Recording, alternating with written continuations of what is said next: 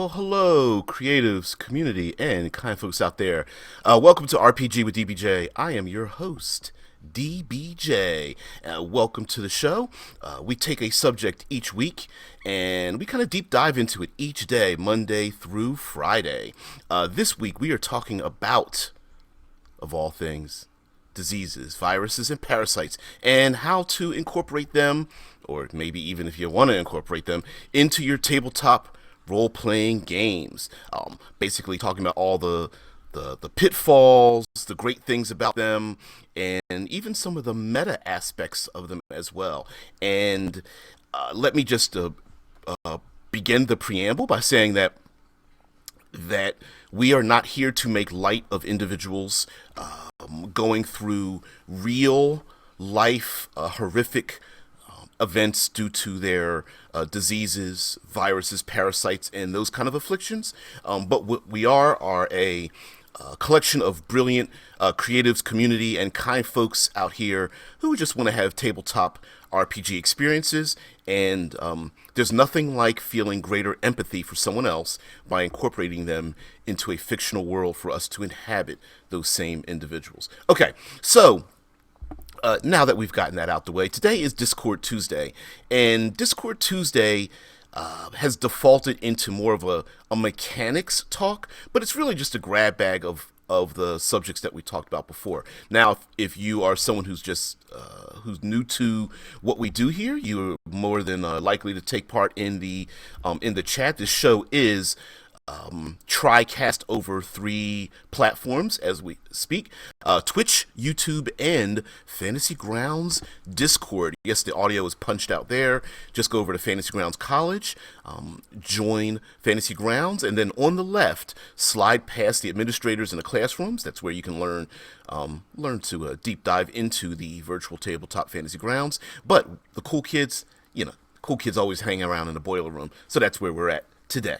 All right, so yesterday was Monster Monday, and although we tend to get a little squirrely, we tend to get a little distracted, but yeah, yesterday we talked a lot about some of the hazards and pitfalls and things that happen in and around diseases, and talked, we talk a lot about Dungeons and Dragons, but there's other games, even far future, where diseases and viruses and parasites are a thing in the world.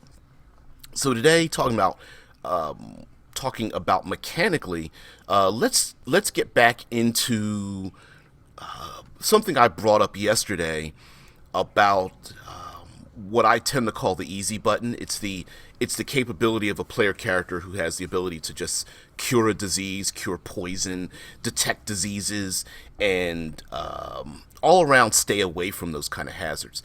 And mind you, there's nothing wrong with having a setting in which the player characters are the heroes, right? I mean, essentially, while in practical purposes, in a story, a novel, a movie, a television show, it's all right to have your main characters suffer from some kind of affliction or something. Or if you have multiple characters involved, it's easy for someone to write them into that corner and then write them right back out of it.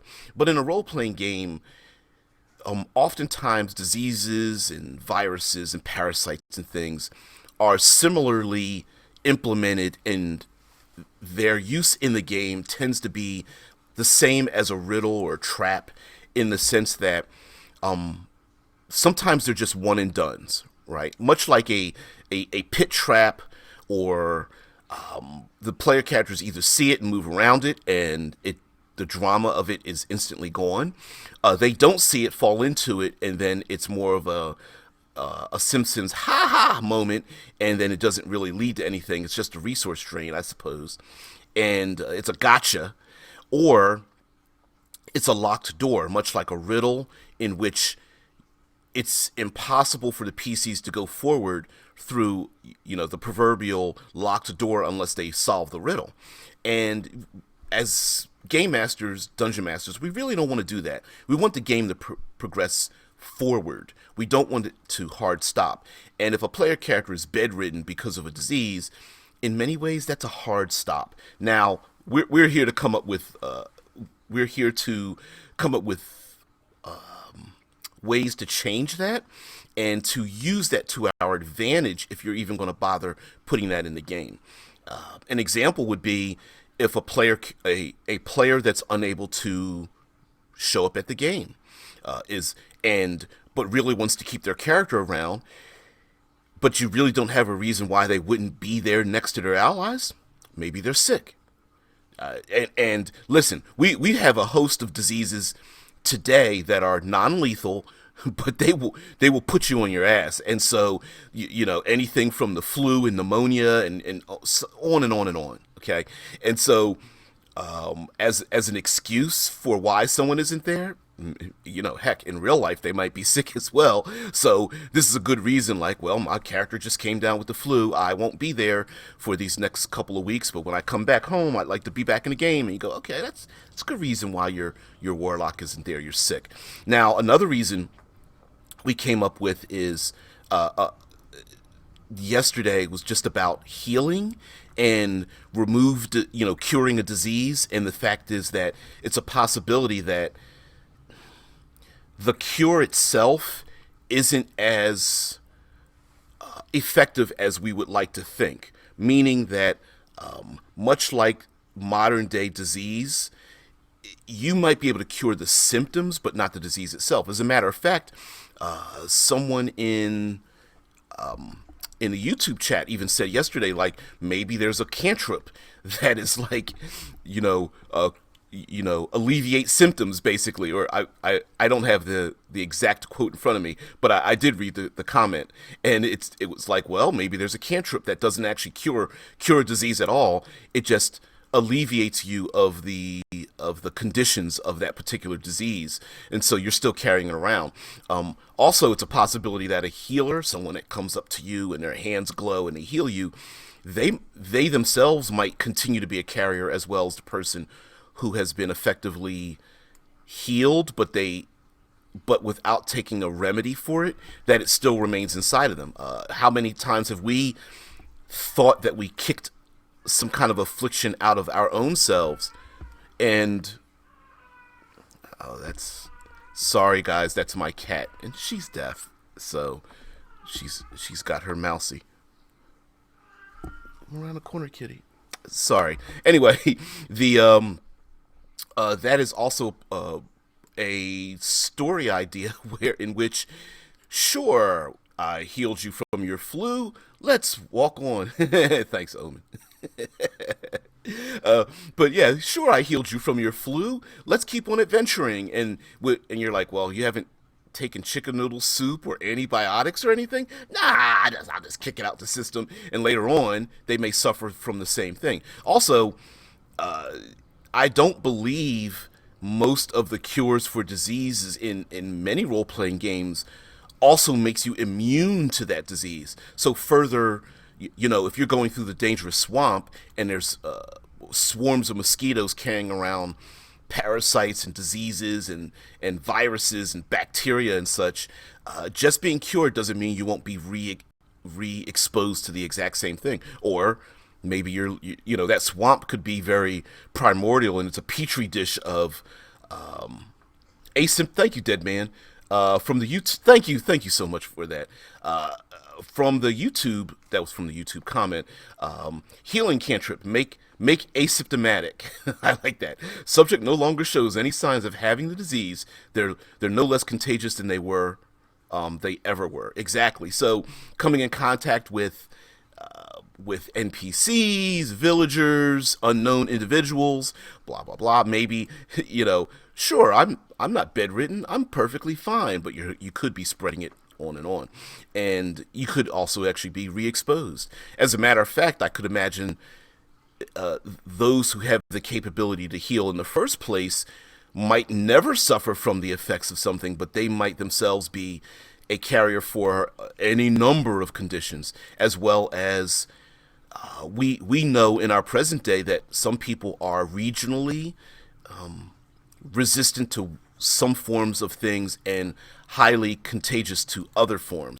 Much like an example, I suppose, and I don't have specific details on this, is when Europeans came to the New World and came in contact with indigenous peoples in the Americas before they were the Americas.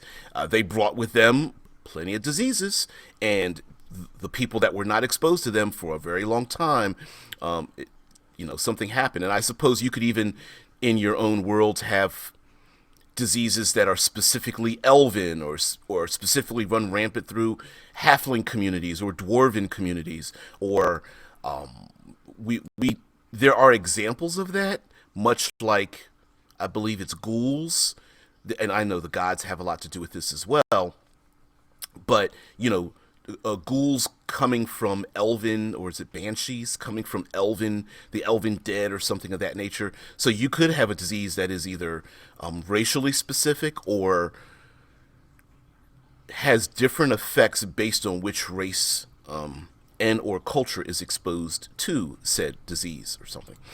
Also, vectors are another possibility. And mechanically speaking, in your world, much like in the Dungeon Master's Guide, having alternatives to healing, one of the alternatives to healing is it's a pretty simple line where it says healing can't take place unless a healer's kit is used. In which case, it's basically the idea narratively that the individual is, let's say they got a cut on their arm from a sword, they have to use a healer's kit to bind it up, clean it, make sure it doesn't bleed, make sure it's not infected, to get a benefit from healing.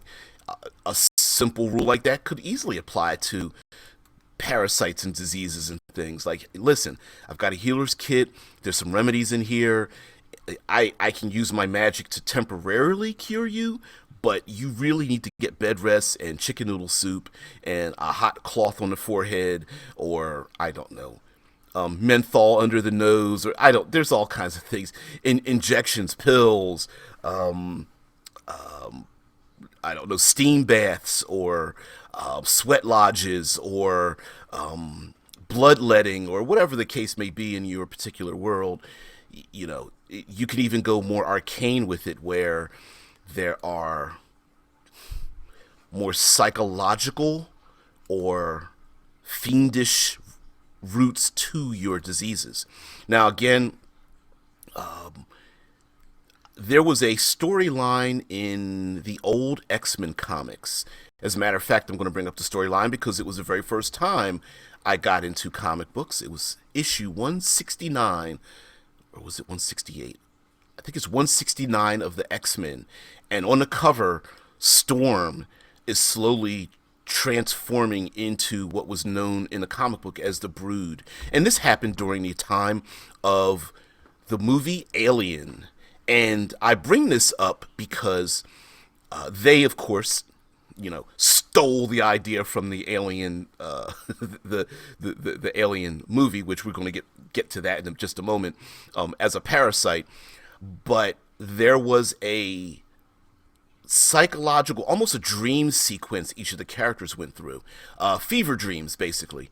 And could you include that as an aside for the game, that the player characters actually do suffer from this disease, and so that the proverbial role-playing game door isn't closed, you still want the characters to adventure, that maybe they go on some sort of fever dream. Now, this could be by force, meaning the player characters are suffering and they're in their camp or something, or they stumble back home and they're still suffering from this affliction, and they go into almost a combined like dream state. Or maybe you want to run individual games where they have to go through kind of like a crucible of some sort and just play it out with a couple of like contested die rolls, whether they live or die. We've seen this plenty of times where the main characters are pulled to the light, but they don't want to go back because they have something they need to finish back at home. So yeah, that is a possibility that you could do that as well, to continue the story even while they're bedridden. Concerning the X-Men, this was a matter of whether they would be able to fight off the parasitic infection or not. So failure might actually have a physical component to it. Maybe their body does transform and grow pus-filled bumps, and they turn into a troll or something like that. Tesla Ranger says, there's a role-playing game called Deadlands, and it is mythic, Western, the classic six shooters in Western era, but it's mythic. It's that era, but it includes the undead and spirits and those kind of things. And he says, let's see, prairie ticks. All right, so there's prairie ticks, Texas tummy twisters, brain crawlers, cankers, and flesh jackets. Ooh. Prairie ticks are giant ticks that, for some reason, can't penetrate external skin, so they force their way down into a victim's stomach. Ooh. So they can drink blood from the softer wall. I like that.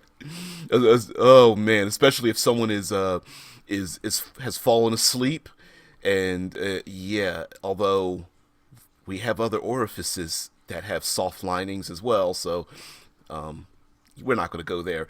Texas tummy twisters are parasites that can be picked up by drinking contaminated water. Yes, picture a ghastly lump of gnarly, spiked tentacles and eyes roughly the size of a toddler living in someone's belly. Ugh. Yeah, this is going to bring up another thing about the vectors, all right? Brain crawlers are centipede-like creatures that chew an open wound in the base of a victim's skull, in the back of their neck. Cankers are horrific critters with elements of spiders, crabs, and octopi. Really? You gotta combine all three? Which spontaneously manifest in the stomachs of people suffering depression, worry, or stress. And flesh jackets are the completely removed skins of human beings, sans the skin from the neck, face, and head, which are capable of both slithering around under their own power and slipping onto living people. Now, first of all, just the descriptions of these things are horrifically excellent. And could we use these in our games? Of course. Flesh jackets? Hello. There's, I don't know, cloakers, and just reskin them. What's the other creature? Chokers are another one. Cloakers and chokers, two different things. Cloakers look like cloaks, in which case you could say that they're just open skin that tries to smother people.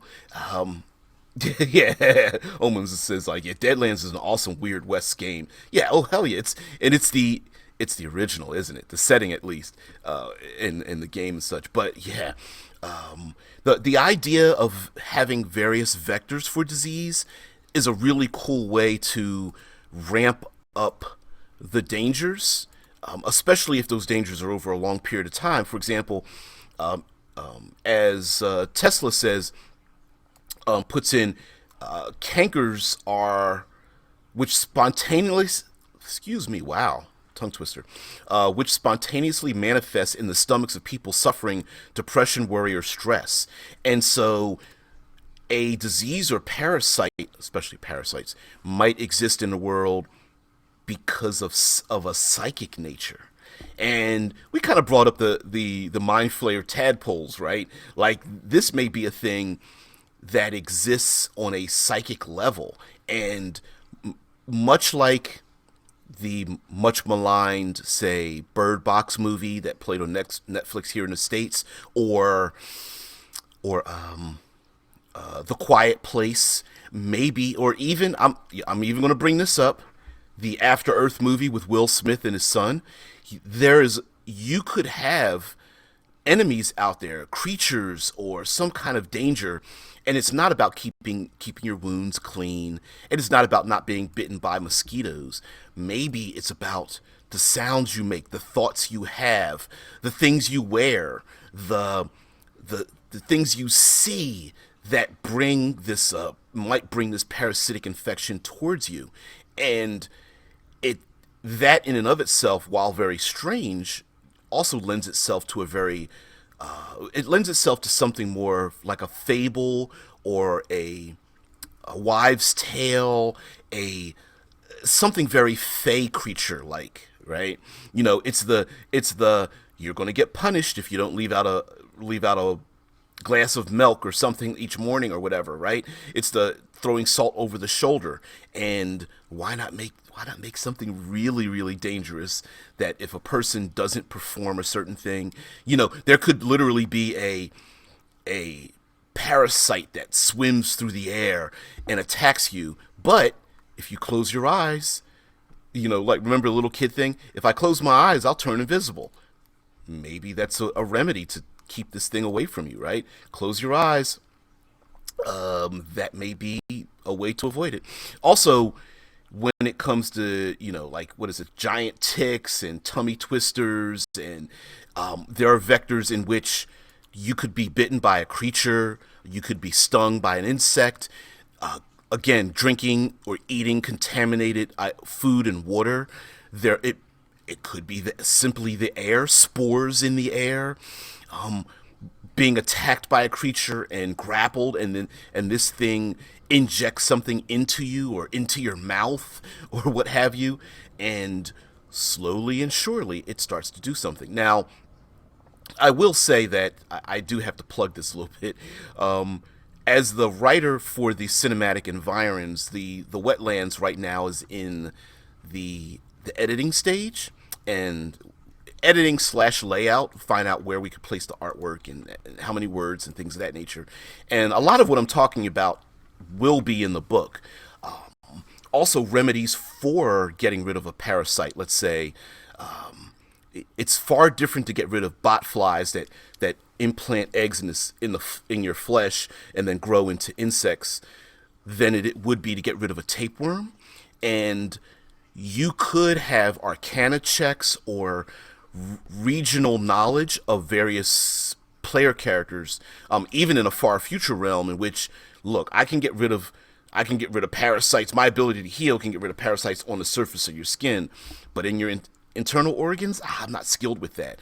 And so you could, especially if your game world is filled with these kind of problems, say, okay, well, you know how to remedy 5 of them, but there's 15 in my setting, and so you can pick through 5 of them and go, okay, well, let's see, I'll pick tapeworm, eye worms, I'll pick rabies and things like that. Like, you could literally go through those or give them to the player characters based on their race or their morph or their alien type or the region they come from in your world, and leave it at that.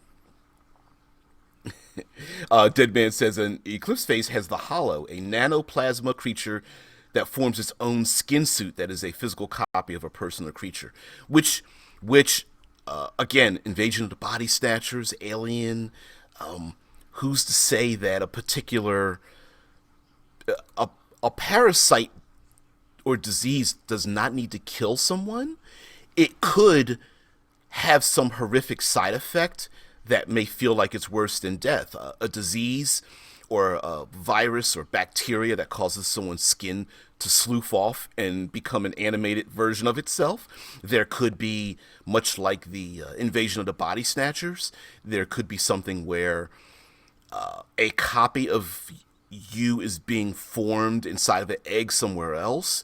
Maybe a homunculi or something like that pops out, does a chest burster, and that's where doppelgangers are born from. That they are born from literally ripping out of the flesh of the person that's been infected, and coming out of the ooze and the goo and the gristle is an exact duplicate of this person, but they don't have their mind. They've got the memories, but it's not really them anymore. It could be more subtle. The origins of many of the creatures in your world, trolls is a good one, but things like doppelgangers or even oozes and such might propagate from the excrement of people infected by something. Literally someone could be having a conversation and then a weird gray ooze starts spilling out of their eyes and nose, and they're like, I don't know what's wrong with me. Ugh. And then they start to vomit, and then all of a sudden, gray ooze, black pudding, green slime, ochre jelly, gelatinous vomit starts coming out of these people's bodies. Although I don't know why the gelatinous vomit would turn into a cube, but whatever. But yes, all of these things could be possible as well. As a matter of fact, maybe when they come upon the carcasses of dead animals and or people, they realize that something burst out of them, and that's where goblins come from or something of that nature, giving it narratively giving it like a darker tinge to it. Wow. Yeah, Omen says I once planned a game campaign called Wrath of the Copromancer, where there was this evil mage animated excrement into golems and made them attack people. Yeah, nasty. Ugh. So, narratively speaking, these could have, somewhat mechanical effects, meaning like if player does X, Y result happens and Z is solved. Also, gaming wise, maybe there are other ways to prevent certain things from happening to player characters in a mechanical sense, meaning like covering their mouth to prevent the ingestion or even expulsion of something that is a vector for breathing and they have to cover their mouth. It could be doing something to prevent their skin from being broken when they're fighting monsters or whatever. But in order to do that, they have to fight with disadvantage. In a far future game, they have to make sure their spacesuit isn't ruptured, or that the HVAC system, the heating and air conditioning and ventilation system in a habitat isn't exposed to some viral outbreak, or the system must work correctly to filter out those viruses or bacteria or something like that, because it will spread around a habitat probably pretty quickly when someone starts sneezing or bringing, the proverbial, there's an alien life form. I'm going to take off my helmet and my glove and poke at it because I think it's cute.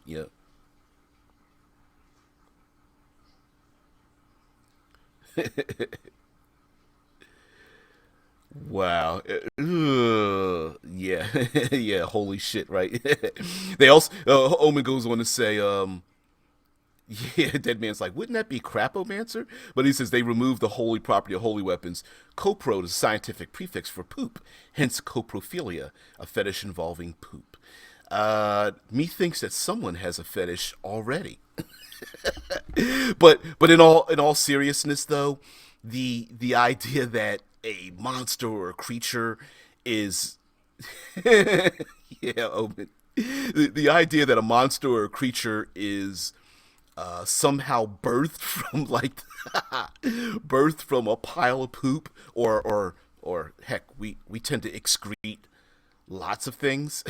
So yeah, pretty nasty. I'm sure an incubus or succubus or something of that nature, or there are some other creatures that extrude things like ankhegs, the acid spitting ant-like creatures, or the otiogs, the tentacled mouth on the top of their head creatures that like to sit down in waste and feces and stuff. Those things carry around lots of excrements of various types that will have other purposes. Believe you me, male, female, or other, if you are in the embrace of an incubus or succubus, either one will probably deposit some form of excreted fluid in and on you, preferably inside of you, in a couple of five of your orifices, and yeah, the next day you might not want to be there, or you might want to take a pain reliever when something grows inside of you as you take it back to the prime material plane. Also, a lot of what we're talking about, we're going to do this on World Building Wednesday, but a lot of it is very narrative in scope. So if you really want to reskin, reflavor, repurpose, reuse some of those creatures or monsters or things in your world, and you want to make them really nasty, yeah, I mean, for example, let's take a pit for I'm sorry, let's take traps for example. And let's say you have a pit trap. Big square in the middle, trap door, fall down, suffer falling damage. Of course, we add into it spikes, maybe even poison spikes. But the same could be said for, I don't know, stepping in an unseen large amount of feces for a creature, right? Make a perception roll or passive perception to see if you see it, and instead of suffering falling damage, you must make a roll, and instead of a dex save to get yourself out of there and not fall into it, maybe you have to make a con save because you stepped in, in a big pile of something that was deposited there by some infected creature, right? It's just a matter of changing. It's changing the dynamic without changing what it is. Okay, dex save, you dodge out the way, but a con save, just make sure that you don't catch whatever it is that you came in contact with, which in and of itself could be, well, this is going to be third pillar Thursday, but there may be many things that you already know are highly infectious around you. Stagnant pools of water, piles of feces, carcasses, with flies and insects and maggots covering them, and being pushed, falling into it, stumbling into it, being backed into a corner, being flung into that region might have you exposed, or you may expose your enemy to such a thing. And kicking the orc in the chest and having him trip back and fall into the carcass, and having the volume turned up to 11 of the maggots that are eating the dead flesh, and then they cover the face of the orc, might be a pretty good tactic just before you stab him in the throat, right? As the person's screaming, as these pale ivory nasty leech-like things cling to the orc's face and chest and hands and stuff, So also, let's talk about this is a weird thing to say, but let's talk about the cultures around diseases and viruses and parasites and such. Now, in our own real world examples, and Omen in the Discord has mentioned this before, and we know this for a fact that this happens a lot, that there are petty but real world ramifications because of people's preconceived notions as to how diseases spread, where they come from, and then having some kind of social stigma attached to it. Today, we know in our real world that people who they look noticeably from China are being treated quite horribly by people outside of that region, simply because, well, there is a coronavirus. It's in China. You're Chinese. Let's treat you badly, right? I'm not advocating that at all. I'm saying that we, in our tabletop role playing game, could really embrace that. Maybe there's something affecting. Let's go back. Let's go back to our classic elves and trolls, right? If a disease, yeah. Rickard says, yeah, today's PSA, don't drink Mexican beer, it's bad for you. Right. I mean, correct, right? There might be a thing. Oh, the dwarves from the mountain, there's something afflicting them. Like, and then of course you have the people like, I knew they were dirty, and they're dirty. They spread disease, don't they? And it's like, well, wait, whoa, calm down. I'm an elf, but like, wow, you went from 0 to 60 on that one, right? But again, then there's the idea of, if you wanted to include some kind of moral choice for your players, again, without preloading what the correct answer is, that there might be a need to quarantine, to cordon off an area of the diseased dwarves from the mountainside or something like that, and it might be necessary for them, or to convince them to stay there, and we'll come to you, don't come to us, don't come down into the valley with the elves, you got to stay in your mountain because this thing might be spreading, and we really don't know. Tesla Ranger says the term malaria originates from medieval Italian mala aria, bad air. I did not know that. Oh, dead man. Mexican beer? Yeah, Mexican grizzly beer. Grizzly bear. Oh, people are. Yes. I mean, heck. Okay, we talked about. Yep. Yes. Thank you for getting there before I did.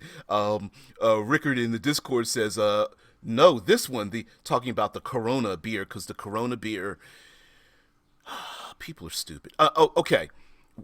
The coronavirus having no relationship with the beer made in Mexico known as Corona, yet people are associating one with the other simply because of its name, having, you would think in our scientifically literate society that we would know the difference. But no, there are people who are that the Corona beer is worried and suffering losses due to the fact that there are people associating the coronavirus, or actually a single type of multiple types of coronaviruses, to the Corona beer. Yes. Is our world filled with people like that? Yes. Would there be a it could you do the exact same thing in your world and fill it with people like that? Of course. Of course. Yeah, yeah. Rickard's like, I feel bad for the producers of Corona beer. Yeah, yeah. I mean, heck, I remember there was a rock band known as Anthrax. You guys remember that one, huh? Remember the Anthrax came out? Yep, yep, yep. The group Anthrax. Now, mind you, there's actually a small but loud contingent of people trying to support the beer company, and of course, at the same time, the rock band Anthrax. It was being supported at that time by many fans by saying like, look, just because some a hole wants to throw anthrax into the U.S. mail and try to kill people doesn't mean that that you need to blame this on the rock band or something. But are people petty like that? Yes, and yeah, it is possible that in your world, the player characters might have to deal with NPCs like this.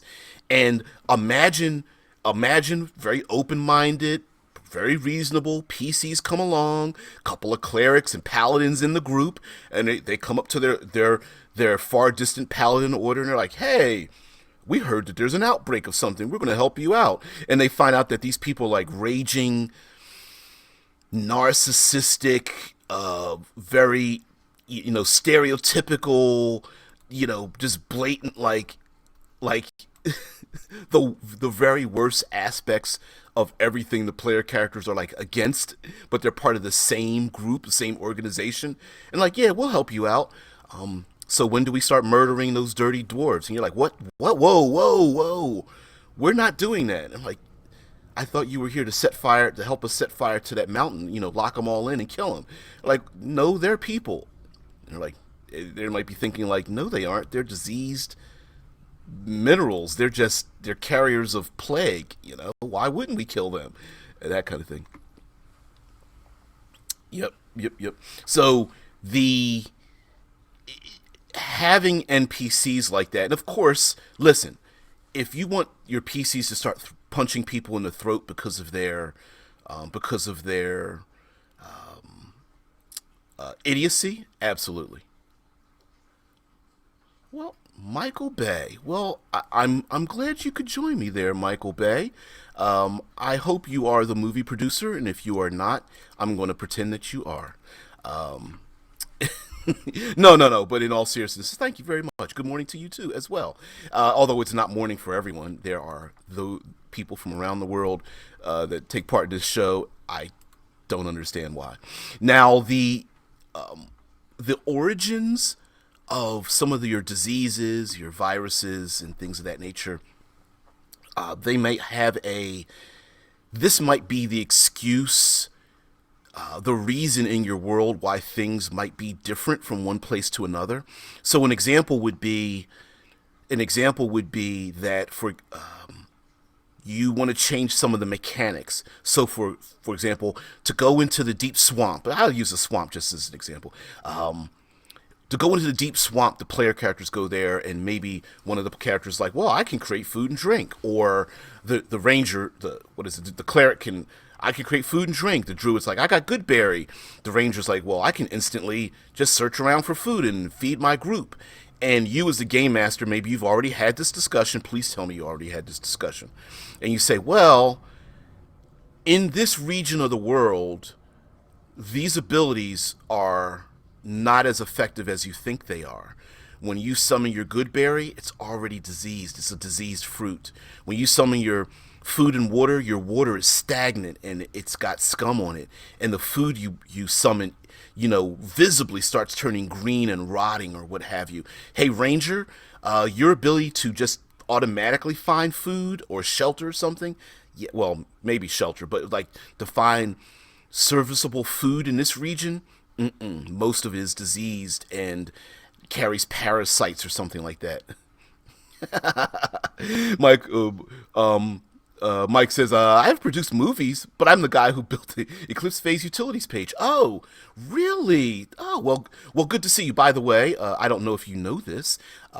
I have a Future Friday series, which I am doubling down on focusing on Eclipse Phase and Altered Carbon and transhumanism when it comes to the tabletop RPG community and that content. So I hope that's why you're here, and if you're not, I'm glad you're here anyway. So yes, I'm glad to I'm glad that you've arrived here. And side note, I know I'm getting a little squirrely here. I'm doubling down on it because hey, there's a second season of Ultra Carbon. There's a second edition of Eclipse Phase out there. Yeah, oh yeah. So I was like, oh, 2.0, why not?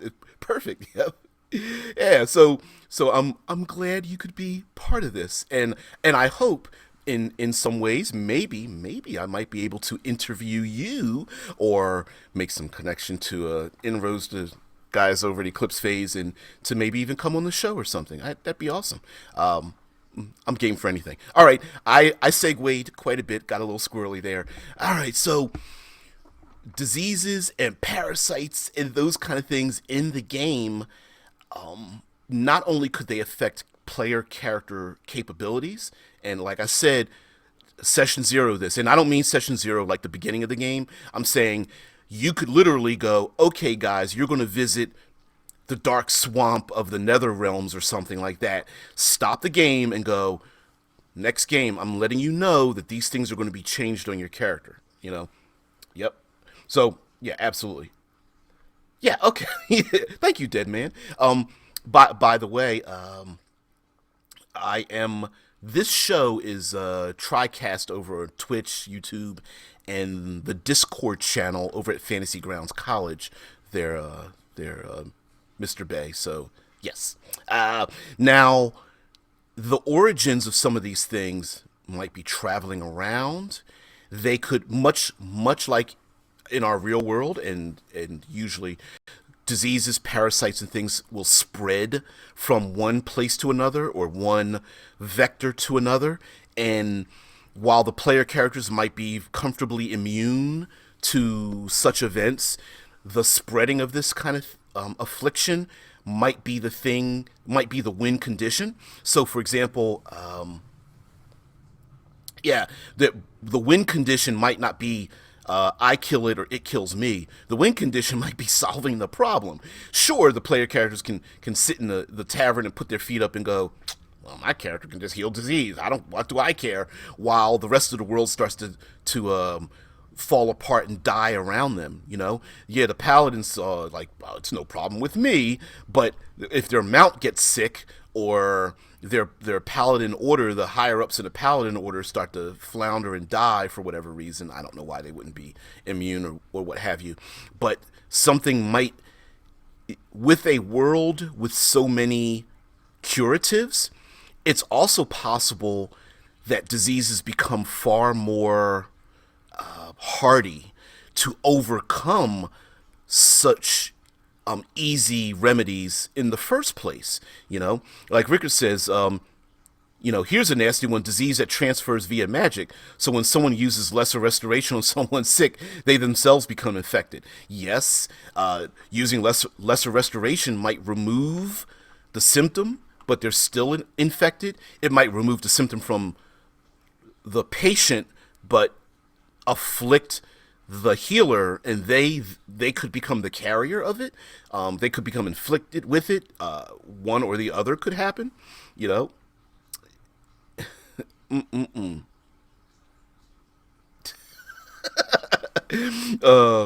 Cronoan says, I knew as soon as the coronavirus outbreak news broke that if the Chinese government didn't lock down Wuhan immediately, it spread. Then when it did, I said, this is how Planet of the Apes starts. Great. Yeah. Heck, in the reboot of the Planet of the Apes series, that actually spread due to trying to cure another affliction, which was Alzheimer's. So, yeah, this thing doesn't necessarily need to come from the other. This doesn't have to come from the other. This could come internally. Imagine, if you will, a druidic order or alchemists or devotees of a deity, or someone wants to cure all disease around the world, and so they feel they're going to do everything they can to come up with a cure, and that cure becomes something vastly different. It becomes mutated. It flips in on top of itself. So, yeah, I could very much imagine that being part of a setting in which, oh, yeah, yeah. Michael Bay says, don't forget The Strand. Oh, that show. Yeah, it was vampirism written as an infectious disease, which I loved. The Strand. Now, some parts of it I think went off the rails for me, but I really loved that first season. That first season really brought the horror of what it was. Vampires infecting people with these like worms, and like, oh, and it was, the worms were slithering in and out of the dirt. It was a great pseudo-scientific method to make something that we think of as far more arcane and mythological. I loved it. I love The Strand. Yeah.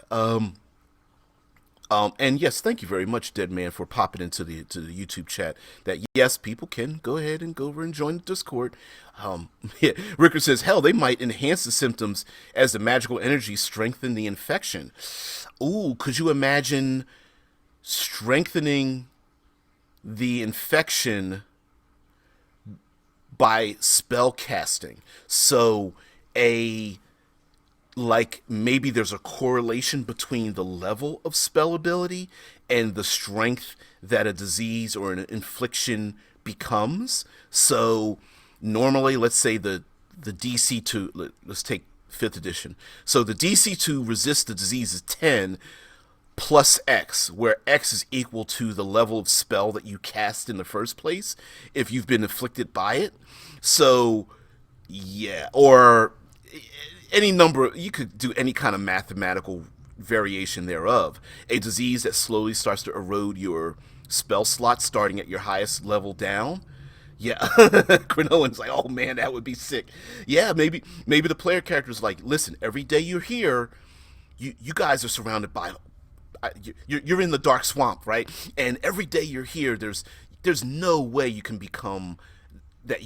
avoid being stung by mosquitoes and walking through swampy water with leeches and insects and things. So every day you're here, it's so infested that you're going to lose like your highest level spells slot every single day. Or escalation, right? Every day you're here, the DC to resist it is 10, and it goes up by 1 every single day you're here. You're eating food that literally you could create pure food and water in front of you, but exposing it to the very air.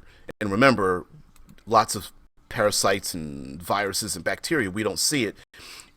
Instantly growing these good berries and popping them in your mouth, you're already exposing it into the air. So every day you're here, it starts to escalate.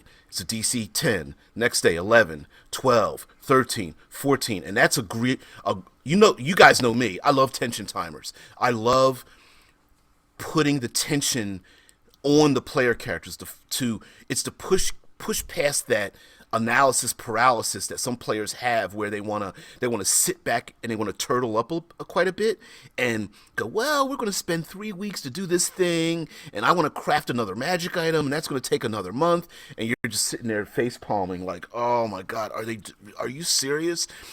Using some kind of tension timer is a great face palming. Oh god.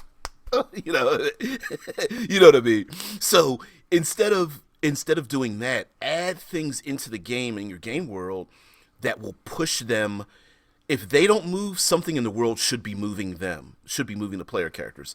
And if that means they want to put their feet up on the tavern and not give a damn about going outside of the tavern, let that disease sweep through the city that they're in. Let it push into them, and especially, listen. You start snatching away their magical abilities. You start attaching some kind of viral side effect to their castings, whether on themselves or others. That could be a thing as well. Really.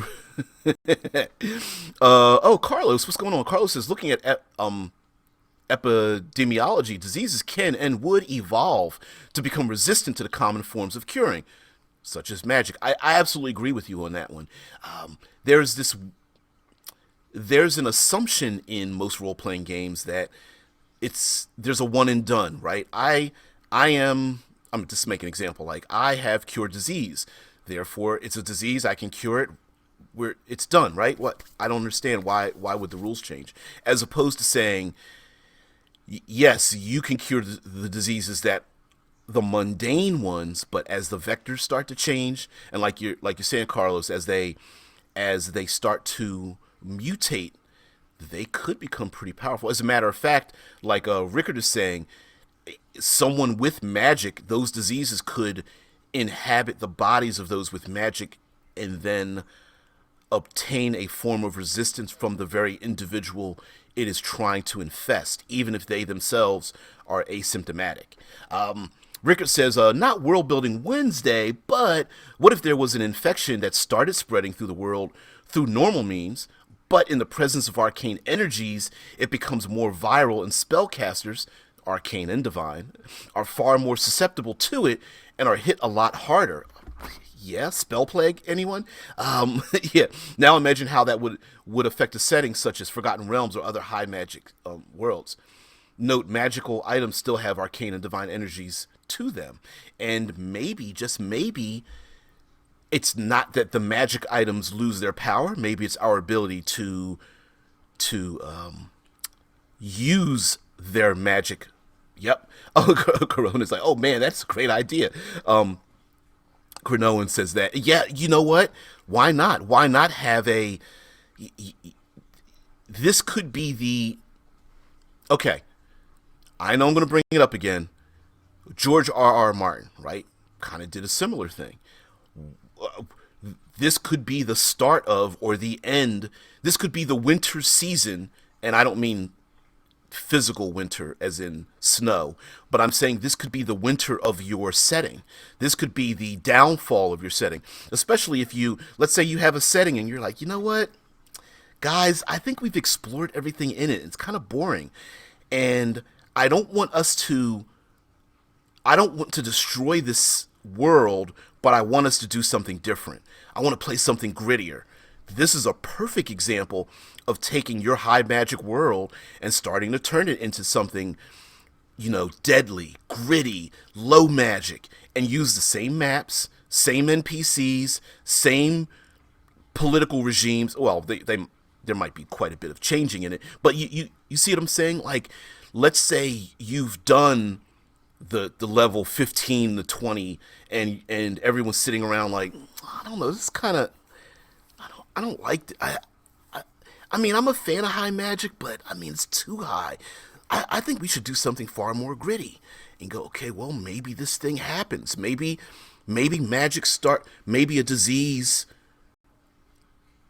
It's not that magic leaves the world, but there's a disease that prevents humanity from accessing it, and almost as if it's closing the borders.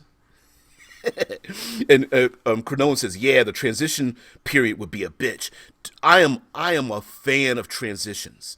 I say this all the time. Sometimes we come at an equation from the wrong side of the equals, right?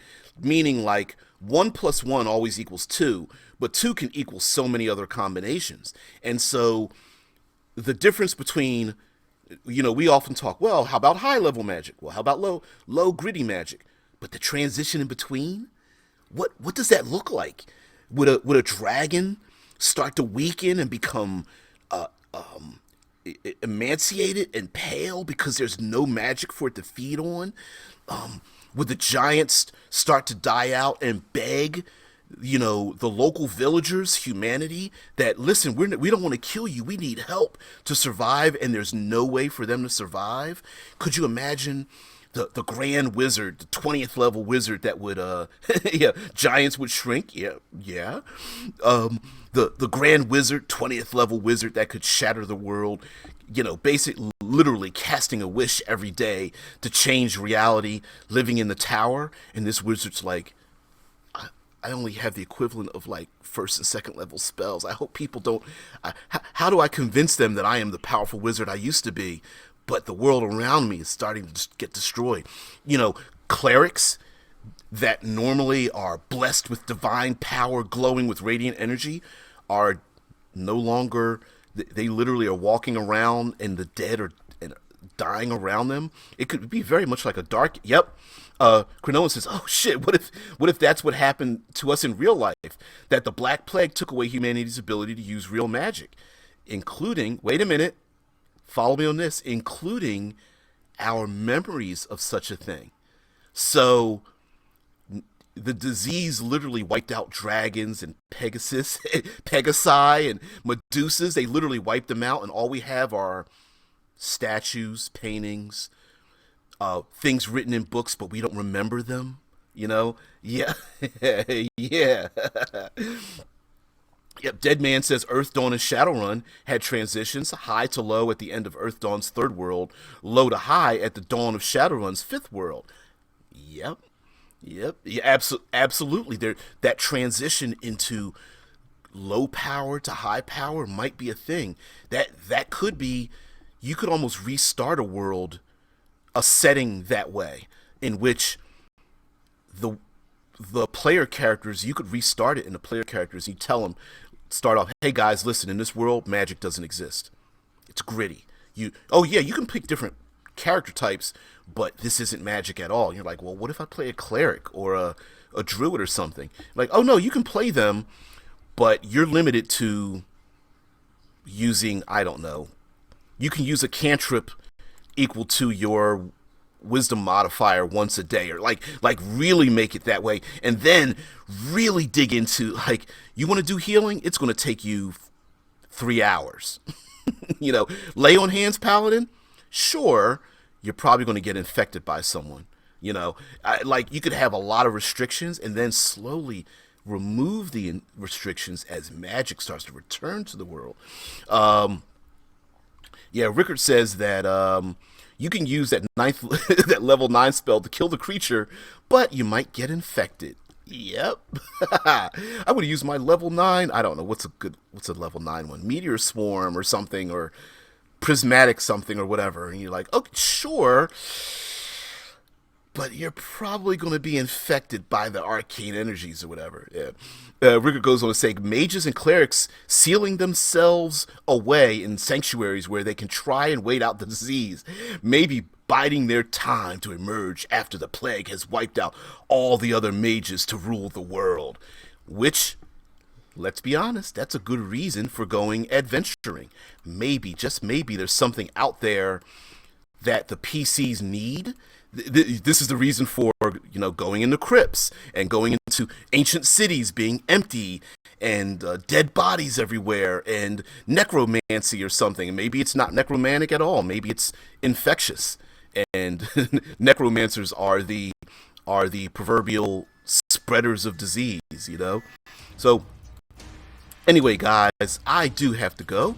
But all of you, thank you for joining me. This is RPG with DBJ, but I am not the only content creator out there. Up here is RJD20. Please, he's one of the content creators that I spotlighted on the Creators Conclave that I did this Sunday. Next Sunday, we will be interviewing Rollstat, and the Sunday after that, we will be interviewing Red Dice Diaries. So, for all of you out there, please go to RJD20. I will try to remember to put the link below. But if you go to rjd20.com, on YouTube, search RJD20. He has a YouTube channel, does a lot of posting every week to his blog. Great content. It's someone that I follow, and I thought I would spotlight it. So many people have supported me and in my journey, and I figured I'd share the wealth. By the way, for those of you that are watching either on Twitch or YouTube live, and you want to have a little bit of a private conversation with me, I do stay in the Discord over in the boiler room over at Fantasy Grounds College. So if you join Fantasy Grounds College, slide on down to the left down in the boiler room. We can have a little chat there. By the way, those who are muted, yes, the server is muted now. I can't really have you guys in my ear while I'm doing the show. You will be unmuted if you would like to speak. So, guys, everyone have a great one. I will see you later. How you doing? Have a great one. Thank you for watching.